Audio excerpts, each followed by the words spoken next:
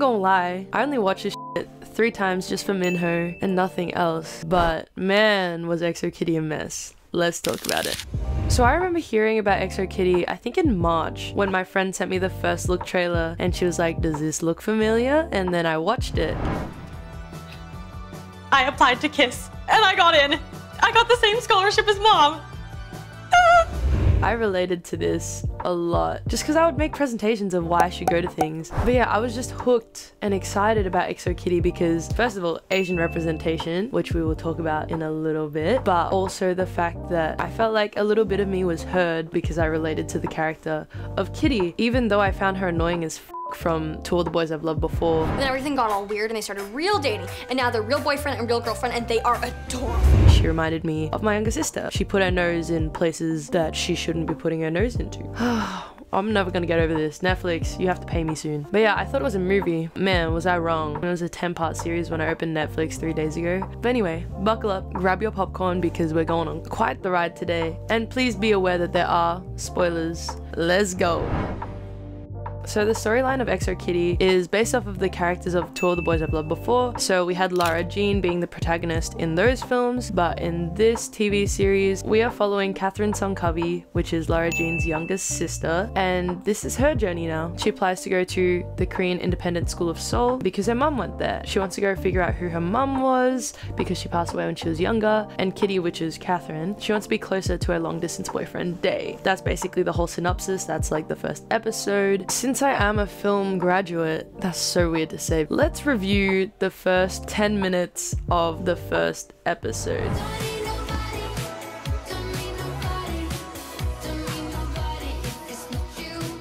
In the first 10 seconds from the song choice that they've selected, which is Nobody by Anna of the North, the lyrics are don't need nobody if it's not you. We can already tell that this is gonna be a rom-com in the way that the character of Kitty is sitting in the middle and then there's heaps of couples everywhere. And also be aware of the color palette, which is like this yellow and blue that's going on because we see this a lot for the rest of the series. Yellow I associate with like Lara Jean because like her yellow backpack, and blue, it's complementary color of yellow. With what Kitty's wearing right now, it's for real giving Disney Channel vibes. She's not mature yet, so obviously she would kind of have like a childlike essence with all these colors. Are you there, Kitty? Hi.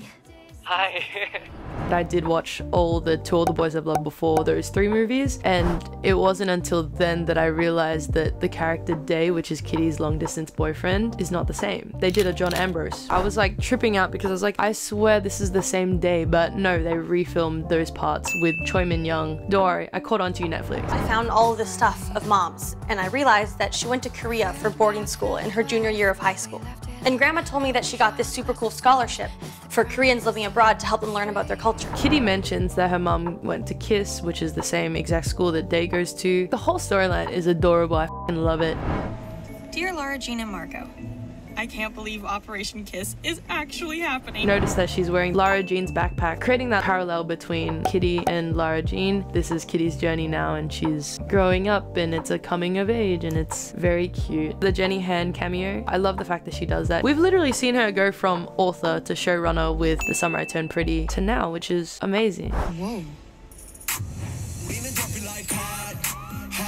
I'm assuming like a lot of these songs are gonna be K-pop songs. I feel like Netflix knows their target audience and knows if they put a shit ton of K-pop songs and K-pop references, then they're gonna hit that market, and all the people that love K-pop, they're obviously gonna love this film, so they just kind of milk the out of it. We get a super cute meet cute with Minho, which made me fall in love with him as a character. He's not like other boys, he's that airport crush that you have. And she finds out that he's going to the same school as her, and he's like, get away from me, enemies type beat. That's basically the first like 10 minutes of this episode. The rest of the episode goes, she bumps into Yuri, which is social media star DJ. Her dad owns a whole lot of hotel chains and is a successful businessman, and her mom is the principal of the school. It's just a whole lot of Kitty bumping into absolutely everyone.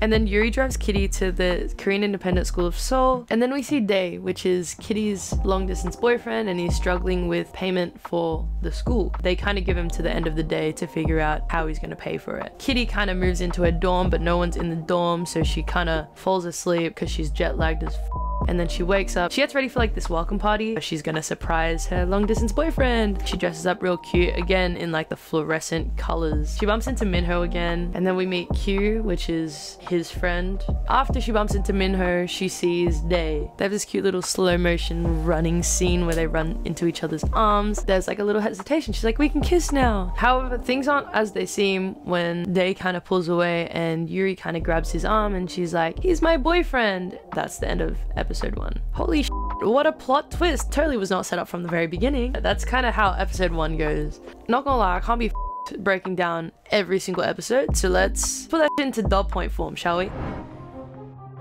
Yuri and Day end up getting in a fake relationship. Yuri is gay, Day needs money, he needs a sugar mama. Kitty finds out that she's accidentally put into the boys' dorm with Q, Day, and Minho, and then Kitty figures out that Day isn't as rich as she thought he was. She also finds out that Day and Yuri are faking the relationship, and then Minho ends up having like a wet dream about Kitty, and he kind of like falls in love with her and catches feelings. And then we find out Kitty and Yuri's mums were best friends. Kitty thinks that she has an Australian half-brother just because she finds like a band saying that she had a child at a hospital. This half-brother ends up being Yuri's half-brother, not Kitty's half-brother, because Kitty's mum was covering that Yuri's mum was pregnant. What else happened? Oh yeah, Yuri gets expelled because they find out that she's staying in the boys' dorm, and then she's also bi because she falls in love with Yuri along the way in the series. And then Kitty, on the way back to the US, she sits next to Minho and she's like, what the f are you doing here? And he goes, I'm in love with you. That's the end of season 1. What a ride. It literally gave us everything and nothing at the same time. I loved a lot of things and I also hated a lot of things, but let's talk about what I loved first. I really appreciate the fact that both cinematographers are both women.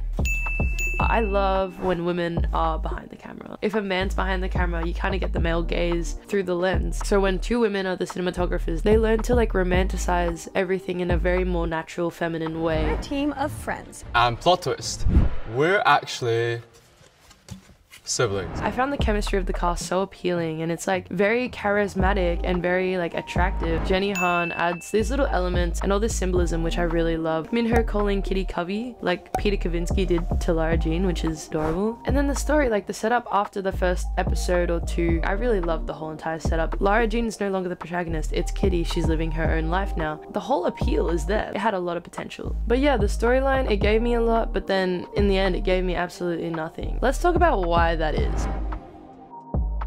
The main problem that I had with this TV show was that it was giving very much 12-year-old Wattpad writer vibes. Like I'm writing like a little fanfic about MagCon. I think every single element had too many plot twists and turns and like cringy, but I get it because like that's what K-dramas are and that's the demographic that they're willing to hit. Yeah, it was very much giving Wattpad. There was too much happening, and I get it that that's a K-drama, but we see less of the characters and we don't really get to know them as much when there are more of these plot twists and turns. I think a TV show that did this right was Jane the Virgin, because it's like telenovelas, and I feel like telenovelas and K-dramas are very, very similar in the way that they exaggerate the out of everything. You have to do it in the right way. A lot of these plot twists in XO Kitty are very, how do I put this? They're very pointless, and it's just like, let's just put this in there just because we can, and there's no real meaning behind a lot of it. I mean, there is on the surface, but like when you think about a character's ulterior motive, it's very like, why are they actually doing this? The lack of story world. They filmed this in Seoul, in Korea. It felt like they could have done this on a Hollywood set. They didn't really need to go all the way to Korea, just because everything's mainly indoors or at school or green screen, blue screen. Yeah, so like a way to overcome this is to like visit landmarks. It would be a genius idea to kind of talk to the government or, you know, travel guides there about what Korea is known for, and just kind of have a little exploration with what the characters could do. Maybe they could like skip school and go on like a little adventure, and then the parents get all mad, but then they kind of see like an element in the kids that they saw when they were younger, and it's like, you know what, leave them be. Get them out of a comfortable situation, which is school, and put them in the world of Seoul. Maybe they get lost and they call Yuri's mom for help, and Yuri's mom like, what are you doing there? It would just be so cool. We don't really see the connection between Yuri and her mom, which I'd love to see more of, because they're not really connected in any way. Unlike Minho and his mom, he always FaceTimes her and he's like, Mom, how are you? And you see where he gets all his mannerisms from, and we get that storyline, which is why I love Minho. I think filming things in a different country is gonna be very difficult, but organizing that with a person who knows Korea really well, so then it would like push people to go visit Korea. This would be an opportunity to push the tourism aspect correct. But yeah, kind of like opening up the book a little more and just seeing what Seoul has to offer because they are in Seoul. Another thing that I disliked was like the character arcs, and like the character's not really learning anything. Like in film, we get told about like this character arc. How did they start? What did they learn? And how did they change? Like we learn this, right? And so I feel as if the protagonist Kitty didn't change much in 10 episodes. We see her hop on a plane to Korea wanting to visit her boyfriend and get to know more about her mum. And so Kitty comes back and she finds out that she's bi and that relationships suck. But that's about it. Kitty's very nosy. She needs to get taught that she shouldn't stick her nose in places where she doesn't belong. That's like her fatal flaw, never knowing when enough is enough. We do see this like change in Kitty when she's drunk, but then again, she still butts into everything. Give her something more. Give her mannerisms that she does. Give her like hobbies aside from matchmaking, which would make me feel more for the character and make her a more changed person from start to end. Another thing that I disliked about EXO Kitty was the timing of the entire season. It just felt really off. The first 2 episodes were like what they did in a few days, and then the rest of the episodes were what they did for the rest of the semester. And then we do get montage scenes where they're making out and time passes and they're like, we've been making out for so long. And like having these 2 completely different durations of time made me feel disconnected from the story world and felt a bit rushed in a way. Yeah, the timing absolutely sucked. Another thing that I disliked was the lack of connection to the original world of To All the Boys I've Loved Before except for the dad. It's like all about her sisters. If we're in the same story world as Lara Jean, why don't we bring it back to Lara Jean? Why don't we like have that little cameo of Margot when Kitty's looking for Juliana, which is Yuri's love interest? Why don't we see a little connection? So yeah, it'd be really sick to see Margot and Lara a little more in this series, especially when the first episode she's texting, she's writing little letters to Lara Jean and Margot. But then again, we don't really see that much for the rest of the season. It'd be more interesting if we get a little Good Luck Charlie type vibe where Teddy's like kind of talking to a younger sibling, but that would be kind of the mannerism that Kitty has when she messages or FaceTimes Lara Jean and Margot, just kind of telling them what's happening and what's good. It would be great to see more of the connection between these sisters. But yeah, overall, it was a decent watch.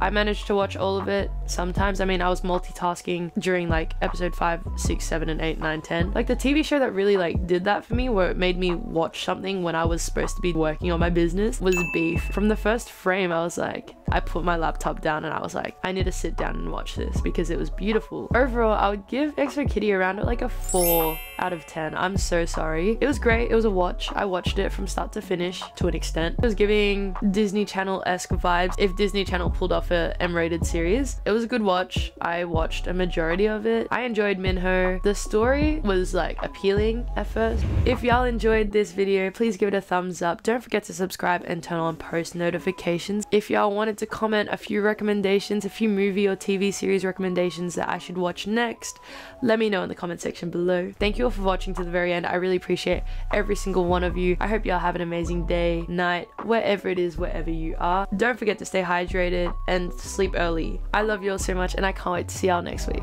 Adios. Soul food.